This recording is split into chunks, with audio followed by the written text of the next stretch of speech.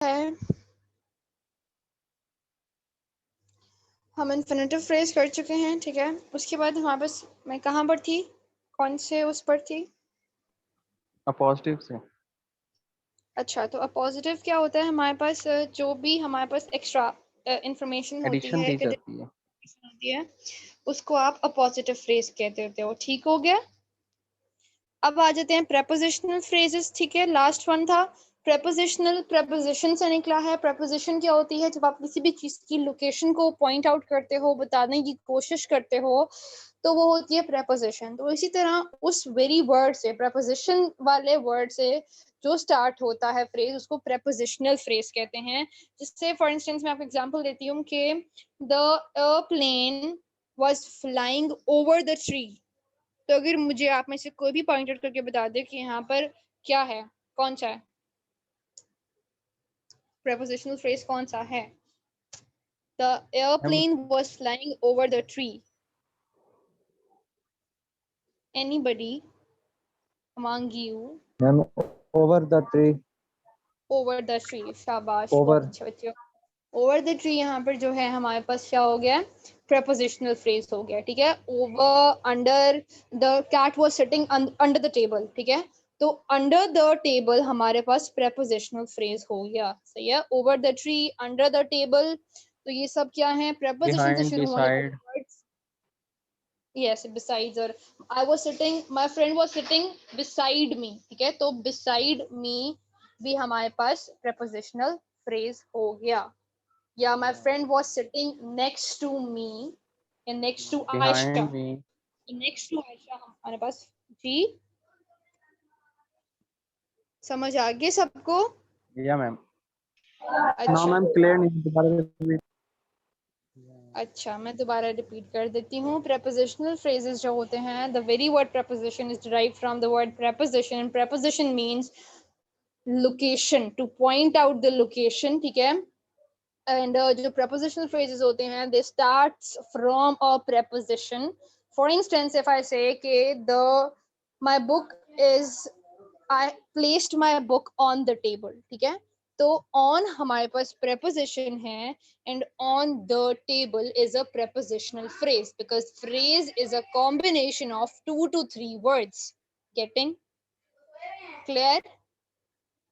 या मैम।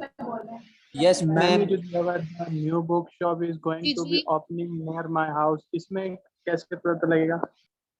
दोबारा से जरा रिपीट करना, मुझे आपकी बात क्लियर नहीं है। मैम ये लिखा हुआ है इसमें नोट्स के अंदर, the new book shop is going to be opening near my house. तो near near my would be. House, ठीक है। नियर माय हाउस, एग्जैक्टली, जिसने भी बोला ठीक बोला। Near my house is the prepositional phrase, सही है। नियर, ये जो नियर भी है, ये भी हमारे पास preposition आ जाती है, ठीक है। ये भी लोकेट करने के लिए, पॉइंट आउट करने के लिए है ना हमारे पास। एग्जैक्टली, सही है। सबको समझ आ गया? Yes ma'am. Yes ma'am. ठीक हो। अब मुझे बताओ कि जब मैंने कंजंक्शंस पढ़ाए थे, तो उसमें सबऑर्डिनेटिंग एंड कोऑर्डिनेटिंग कंजंक्शंस पढ़ाए थे, सही हो गया। और उसी में मैंने subordinating clause and coordinating clause भी बता दिया था। मेरा लास्ट लेक्चर किसने अटेंड किया था, मतलब सेकंड लेक्चर किसने अटेंड किया है फ्राइडे मैंने। का? हाँ, मुझे पता है तुम थे इर्तिजा। कोई और बच्चा जिसने अटेंड किया हो? क्योंकि काफी जो पहले थे वो अब नहीं है, और अब जो आए हैं वो नए मैंने हैं। भी मैंने भी अच्छा, अटेंड किया था। सही सही। ये कलंदर अब्बास की असाइनमेंट्स बहुत अच्छी होती हैं। Well done. थैंक मैंने यू। चेक किया, कुछ मेरी नजरों से गुजरी हैं। अच्छा, थैंक यू सो मच। सिर्फ 2 बच्चों ने अटेंड किया, इट मीन्स कि मैं दोबारा से रिपीट करती हूँ, ठीक है। नाउ देयर कम्स कि अजान हो गया। अच्छा, 5 मिनट वेट करो, अजान खत्म हो जाए, देन हम स्टार्ट करते हैं।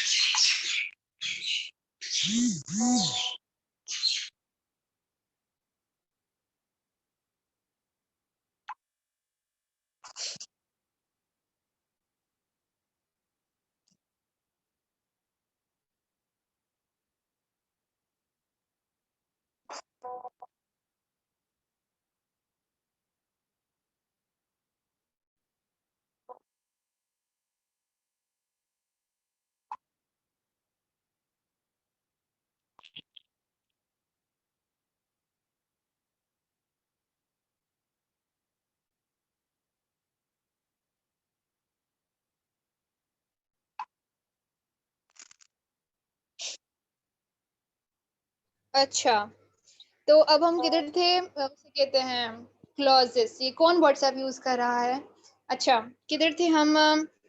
ऐसे कहते हैं हाँ, क्लॉजेस, टाइप्स ऑफ क्लॉजेस। ठीक है, तो क्लॉजेस की जो इनिशियली टाइप्स है वो टू टाइप्स है, that is independent clause and subordinating clause. मेरा लेक्चर उस दिन किसने अटेंड किया था, जरा मुझे बता दो फिर से।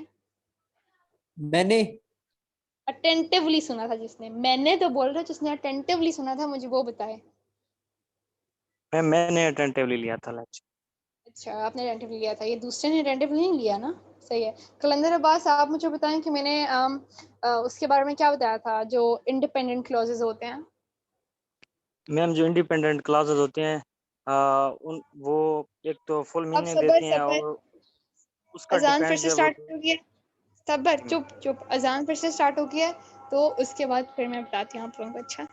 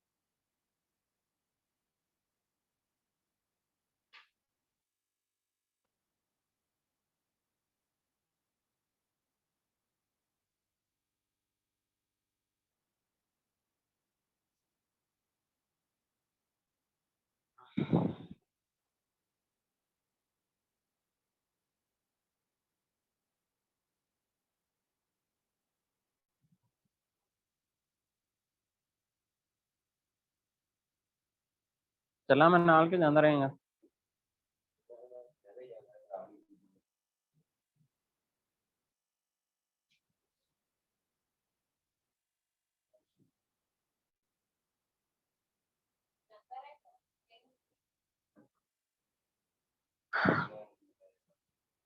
ले आना मैं वोट नहीं पा के जाना।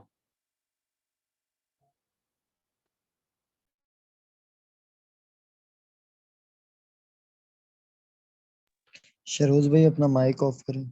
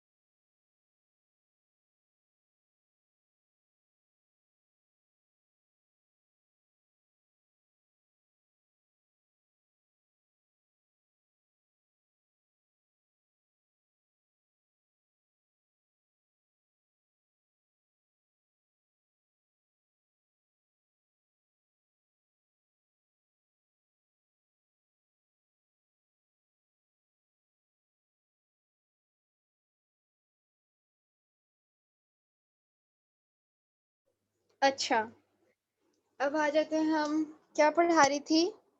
Dependent and independent clause. हाँ, मैम आप तो मैं बता रही, जी जी, मैं बताऊं?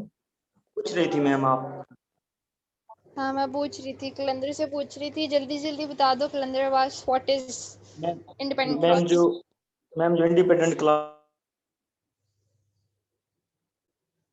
होता और दूसरा आवाज इसके साथ कोई कंजंक्शन नहीं होता। मैम एक तो ये दोबारा इंडिपेंडेंट कहना है इसका, मैम ये क्लास जल्दी। इंडिपेंडेंट होती है, इसका डिपेंड नहीं होता किसी दूसरी क्लास पे और इसके साथ कोई कंजंक्शन नहीं होता। ये किसने बोला था? ये मैंने पढ़ाया था? मैम मैं बताऊं? मैं बताऊं कौन है? मैम?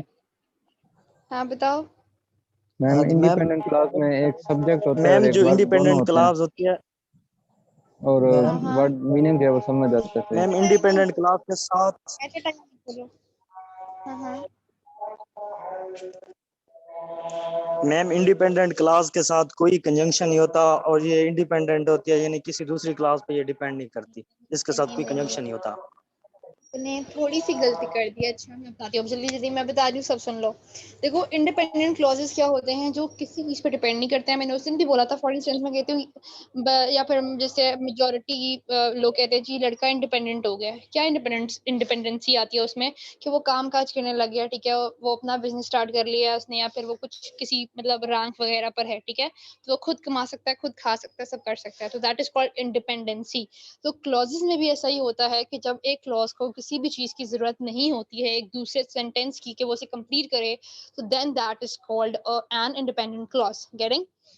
अब मैंने बताया था आप लोगों को कंजंक्शंस में कि एक होते हैं कोऑर्डिनेटिंग कंजंक्शंस और एक होते हैं सबऑर्डिनेटिंग कंजंक्शंस। जो हमारे पास कोऑर्डिनेटिंग कंजंक्शंस होते हैं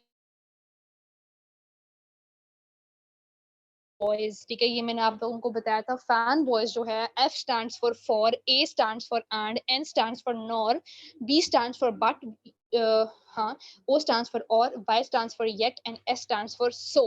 समझ आ गई है? फैन बॉयज जो होते हैं वो कोऑर्डिनेटिंग कंजंक्शंस होते हैं, और जहां पे भी कोऑर्डिनेटिंग कंजंक्शंस आते हैं वो हमारे पास कौन से सेंटेंसेस होते हैं? कंपाउंड सेंटेंसेस होते हैं। अगर मैं बात करती हूँ इंडिपेंडेंट क्लॉजेस की, तो इंडिपेंडेंट क्लॉजेस में अगर आपको पता चले तो वो किसी पे डिपेंड नहीं करते हैं, ऐसी ही बात है, या फिर आप उनको मेन क्लॉज भी कह यस सकते मैम। हो। समझ आ रही है? तो अब जैसे हम यस कहते हैं मैम। कि हम पढ़ के, हाँ ठीक है ठीक है, तो अब उसके बाद हम आ जाते हैं इंडिपेंडेंट के बाद हमारे पास आ जाता है डिपेंडेंट क्लॉजेस। कौन से होते हैं? ठीक है, जो दूसरे पे डिपेंड करते हैं। अब इंडिपेंडेंट की एग्जांपल देती हूँ कि I am doing my work, ठीक है, तो I am doing my work simple एक स्टेटमेंट है जिसमें पूरा मीनिंग कन्वे हो रहा है, इसको किसी भी और चीज की जरूरत नहीं है, ठीक है, किसी भी और सेंटेंस या फ्रेज की जरूरत नहीं है to add up into it, ठीक है। तो अब हमारे पास जब कंप्लीट सेंस मीनिंग दे रहा है, किसी चीज पे डिपेंडेंट नहीं है, तो वो एक इंडिपेंडेंट क्लॉज होता है। सही हो गया? And as far as dependent clauses are concern, तो डिपेंडेंट क्या होता है? जो दूसरी चीज पे डिपेंड करता है, ठीक है। समझ आ रही है आप लोगों को? समझ आ रही है? Yes yes ma'am. Ma'am. Yes ma'am आ रही। अच्छा, तो अब इस डिपेंडेंट में जो होता है ना, ये यूजुअली जो स्टार्ट होते हैं ये सबऑर्डिनेटिंग क्लॉजेस। डिपेंडेंट क्लॉजेस को सबऑर्डिनेटिंग क्लॉजेस भी कहते हैं। मुझे लगता है ये नोट्स में लिखा होगा, अगर नहीं लिखा तो फिर भी समझ लो। सबऑर्डिनेटिंग क्या होते हैं कि except fan boys all other conjunctions are called subordinating conjunctions, और जहां पे भी सबऑर्डिनेटिंग कंजंक्शंस आते हैं उनको हम सबऑर्डिनेटिंग क्लॉजेस कहते हैं। सही हो गया? फॉर इंस्टेंस मैं यस कहती हूँ if I were if I were the president of Pakistan, ठीक है, तो if हमारे पास यहाँ पे subordinating conjunction है, if I were the president of Pakistan subordinating clause है, मतलब dependent clause है, depend कर रहा है आपको। अभी आप लोग कह रहे होगे यार मैम सेंटेंस कंप्लीट करें ताकि पूरा सेंटेंस हो जाए, ऐसी बात है। if I were the president of Pakistan, incomplete ना statement। Yes ma'am. तो अब इसको कंप्लीट करने के लिए आगे मैं लगा देती हूँ कि I would establish unique education system. सही हो गया? तो हमारे पास जो डिपेंडेंट होते हैं वो सबऑर्डिनेटिंग क्लॉजेस होते हैं। Dependent clauses are also known as subordinating clauses. समझ आ गई है? इनमें सबऑर्डिनेटिंग कंजंक्शंस यूज होते हैं। सही हो गया? जिनको हम कहते हैं therefore, while, when, however, इसी तरह के, सही है, because भी, ठीक है, समझ आ गया यार? आप लोग पता नहीं Yes, सो रहे हो, मैं ma'am. 10 पर Yes, ma'am. एक बार क्लियर है आता मैम। मैम हाँ। मैम एक फिक्रा अगर हम बनाएं, I am doing work after breakfast, हाँ, तो I इसमें am अगर doing हम आफ्टर ब्रेकफास्ट जो होता है मैम, इसको हाँ, हम डिपेंडेंट पे में ले सकते हैं, डिपेंडेंट क्लॉज में। after ब्रेकफास्ट ब्रेकफास्ट कर ले, लंच after कर ले, कुछ भी। मेरी बात सुनो, अब ये क्लॉज नहीं हो सकता, बिकॉज क्लॉज के नहीं, लिए आप लोगों ने सिर्फ एक चीज पढ़ा, तो एक चीज को नहीं देखना, जो पढ़ चुके हो उसको भी तो देखना है। क्लॉज के वही लिए आपके पास एक कंप्लीट सेंस देनी चाहिए, तो आप खुद सोचो क्या आफ्टर ब्रेकफास्ट एक कंप्लीट सेंस दे रहा है, आया कि either is this a clause, आप इसे कह मैम। सकते हो तो क्लॉज। मैम मैम एक बात और, कि अगर हम जी जी। इंडिपेंडेंट क्लोज लेते हैं तो डिपेंडेंट तो मैम हम्म, सेंस कंप्लीट नहीं देता। वो तो खुद मतलब ये क्लॉज तो डिपेंडेंट है, ये तो इंडिपेंडेंट पे ही जो मतलब दूसरा क्लॉज है उस पर डिपेंड कर रहा है, तो ये तो हाँ कंप्लीट हाँ, सेंस नहीं देता है। जैसे अभी आपने इफ वाला बताया कि वो मेरी बात कंप्लीट सुनो, मेरी सेंस बात सुनो, नहीं दे रहा था, देखो तो एक हाउ मतलब कंप्लीट, हम कैसे कह सकते हैं कि वो क्लॉज है? अब मेरी बात सुनो, क्लॉज में मैंने आपको पहले बताया था, साथ में बोला भी था, अगर सब सुन रहे हैं, कि it a clause has a definite verb whereas a phrase do not have a definite verb. Is it so? मैंने ऐसा बोला था बच्चों? बच्चों जो सो रहे हो, मैंने ऐसा बोला था? Yes ma'am. मैंने ऐसा ही बोला था ना कि क्लॉज के पास आपके पास एक डेफिनेट वर्ब होता है, ठीक है? तो मैं कह रही हूँ if I were the president of Pakistan, आपके पास वर्ब मौजूद है, वर आपको डिफाइन कर रहा है, ठीक है? आपके पास ये वर्ब है जो बता रहा है कि काम किस वक्त हुआ था, मैं पास्ट की बात कर रही हूँ, समझ आ रही है? किसने यस क्वेश्चन मैम। किया यस था? Yes ma'am. तो अब देखो बात क्या चाहती है, कि जब मैंने बोला क्लॉज कैसे है, डेफिनेट वर्ब प्रेजेंट है, समझ आ रही है? अब फ्रेज और क्लॉज में बिल्कुल भी ये मत जहन में रखना कि वो एक कंप्लीट सेंस नहीं दे रहा, ये तो बात आपकी आसानी के लिए आपको बताई गई है ना कि वो कंप्लीट सेंस नहीं देता। मेन डिफरेंस फ्रेज और क्लॉज में ये है कि a phrase lacks a definite verb whereas a clause have that, ठीक है? ठीक हो गया। क्लियर हो गया? Confusion yes yes clear ma'am. Ma'am. है? अब हो गया। ठीक है। अच्छा, अब हमारे पास आ जाते हैं जो डिपेंडेंट क्लॉजेस होते हैं, जो डिपेंड कर रहे होते हैं, ठीक है? उनकी आगे से टाइप्स आ जाती हैं, जिनमें रिलेटिव क्लॉजेस भी आ जाते हैं, ठीक है? उसके बाद आप लोगों के पास एडजेक्टिवल क्लॉज भी आता है, एडवर्बियल क्लॉज भी आता है, और नाउन क्लॉज भी आता है, ठीक है? रिलेटिव के लिए तो आसानी है, वो क्या है, आपके पास जो भी जब मैं कहती हूँ she is the girl who got the first position, ठीक है? अब हु यहाँ पर रिलेटिव वर्ब, मतलब वो एक वर्ड है, रिलेटिव वर्ड्स आपको दिए हुए हैं कि हु, whom, रिलेटिव क्या होता है, रिलेशन शो करता है ना, तो who got the first position, who, whom, whose, which and that, ये आपके पास वो वर्ड्स हैं जो शो करेंगे कि आपके पास रिलेटिव क्लॉज या फिर रिलेटिव फ्रेज कह लो स्टार्ट हो चुका है, ठीक है? फ्रेजेस होते हैं, रिलेटिव क्लॉज बस आप याद रखो, ठीक है? तो this is the girl who got the first position, तो who got the first position आपके पास यहाँ पर ये क्या है, रिलेटिव क्लॉज है, समझ आ गई? Yes ma'am. यस ठीक मैम। है। अब आप देख रहे हो जहां पे भी हु, हुम, हुज, विच और दैट यूज होगा, मतलब WH4 आ गया और एक दैट आ गया, तो वो आपके पास रिलेटिव क्लॉज होता है उस वर्ड से स्टार्ट होने वाले आगे जो कंटिन्यूएशन होती है, ठीक है?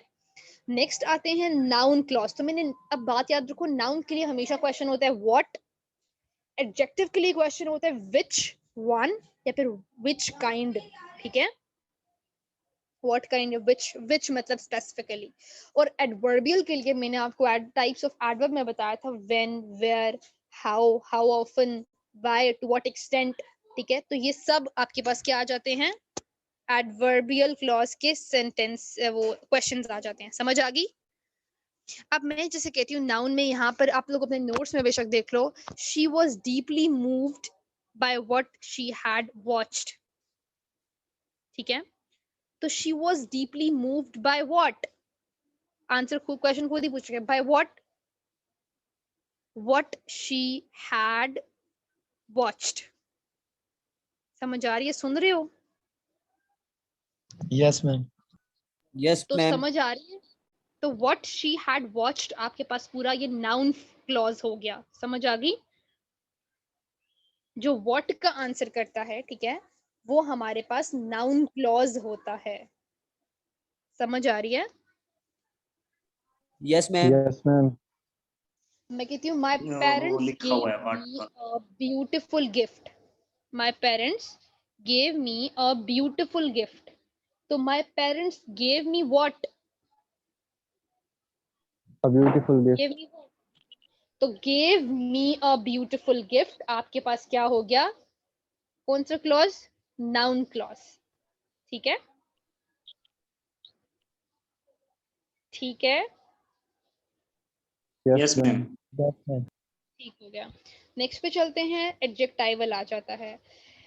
एडजेक्टाइवल भी होता है, एडजेक्टिवल भी बोलते हैं इसको, ठीक है, या एडजेक्टिव फ्रेज भी बोल देते हैं, ठीक है। एडजेक्टिवल फ्रेज, अब मैं यहाँ से सेंटेंस ले रही हूँ, the dress that you bought for me fits perfectly. मैंने क्या बोला? एडजेक्टिव के लिए होता है which dress fits me perfectly, that you bought, ऐसी बात है। तो that you bought आपके पास क्या हो गया है? कौन सा क्लॉज हो गया आपके पास? एडजेक्टिवल क्लॉज हो गया, एडजेक्टिव सही है। क्लॉज। हाँ, यस मैम।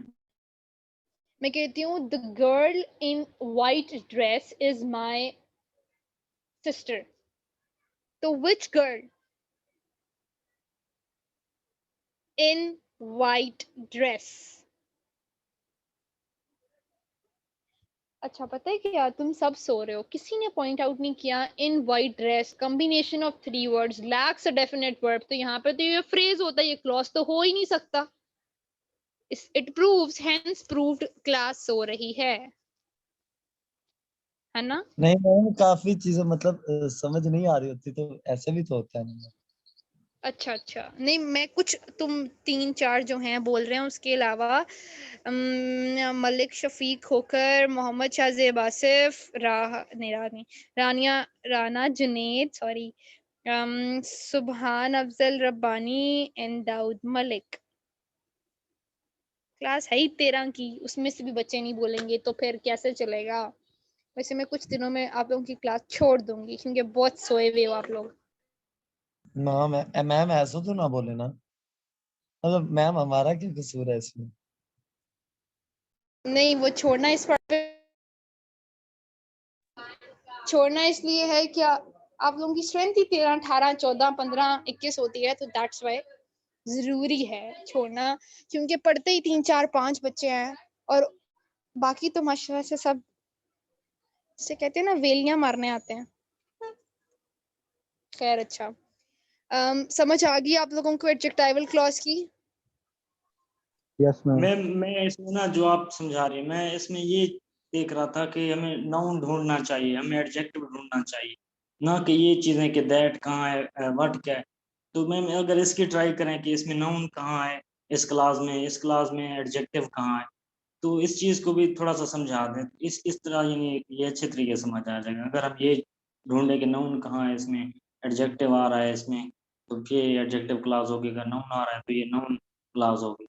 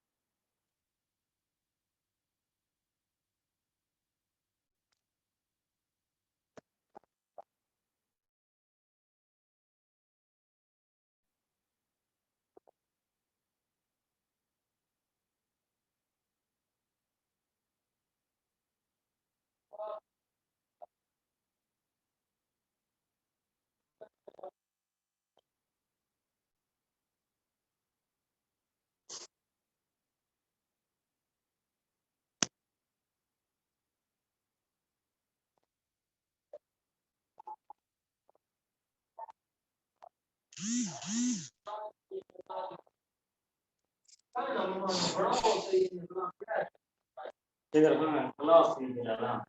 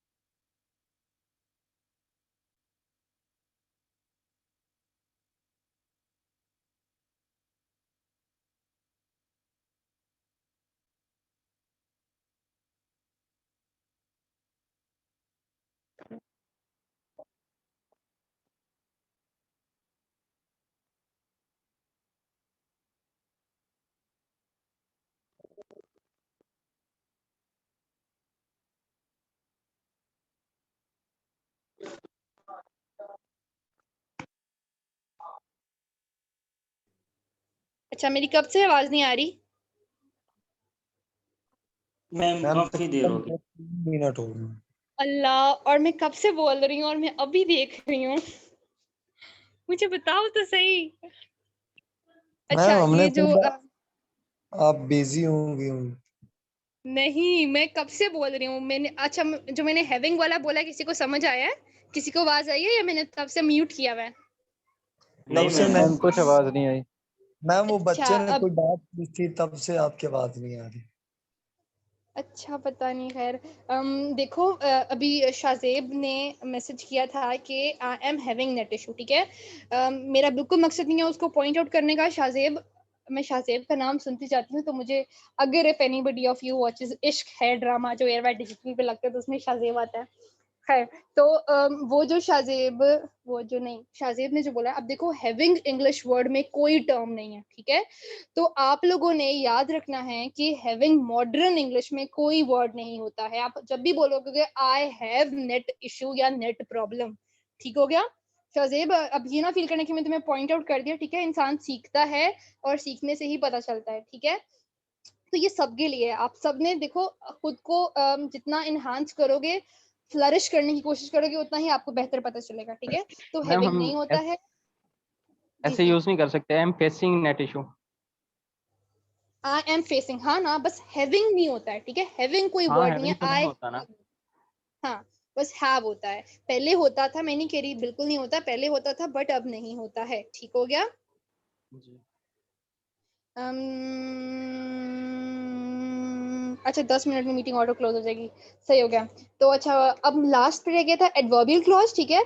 तो एडवर्बियल क्लॉज का क्या सीन होता है कि उसमें आपको 5-6 टाइप्स जो मैंने बताई थी एडवर्ब की, टाइम, प्लेस और क्या होता है, हाउ ऑफन, मैनर, फ्रीक्वेंसी और डिग्री, ठीक है, रीजन भी। वो क्वेश्चंस में जब आप आंसर में लगाओगे, स्टेटमेंट्स में क्वेश्चन, तो आपके पास एडवर्बियल क्लॉज आ जाएगा। बताने का मकसद ये था कि आप लोगों को एक ओवरव्यू पता चल गया कि क्लॉजेस और फ्रेजेस होते क्या है। मतलब फॉर इंस्टेंस अगर कोई आपसे पूछ लेता है तो आपको पता होगा, ठीक हो गया। इसमें अब मेन मकसद ये होता है कि बोलना किस तरीके से है। 7 मिनट्स रिमेनिंग, ओके। अच्छा, जूम में प्रॉब्लम आ रही है। अच्छा, अब उसके बाद आ जाता है, ये हो गया हमारा आज का काम खत्म, सही है। अब देखो 13 स्टूडेंट्स हैं, स्टार्ट ऑफ द लेक्चर में 20 स्टूडेंट्स थे। I will request you people कि कम से कम जो ले रहे हो, कम से कम वो प्रॉपरली लें, ठीक है। और कुछ चंद बच्चे जो पढ़ रहे हैं, उनके अलावा जो वैसे ज्वाइन जिन्होंने किया हुआ है माशाल्लाह से, आप लोग भी पढ़ा करो। असाइनमेंट्स मेरे पास बहुत सों की आई थी, जबकि यहाँ पे जो मैं देख रही हूँ मेरे पास वो बच्चे यहाँ पे क्लास में नहीं है। वो क्यों नहीं है अब मुझे नहीं पता, मगर आप लोगों को कहूंगी पंक्चुअल रहो, ठीक है। रिकॉर्डिंग अगर हो रही तो रिकॉर्डिंग बंद कर दें आप। अच्छा, उसके बाद आ जाता है नेक्स्ट चीज के